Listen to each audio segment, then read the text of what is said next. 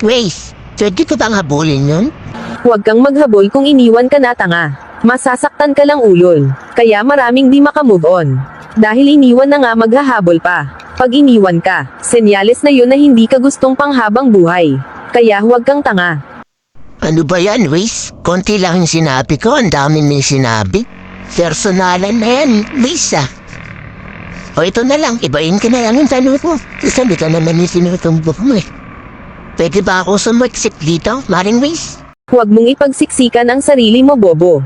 Kung wala ng space para sa'yo, dumistansya ka na lang, tanga. Kung patuloy mong ipagsiksikan ang sarili mo, masasaktan ka lang sa mga makikita mo. Ay nako, Maring Grace. Pinipersonal mo naman yung mga sagot mo eh. Anong tinatamahan si Rayaunan?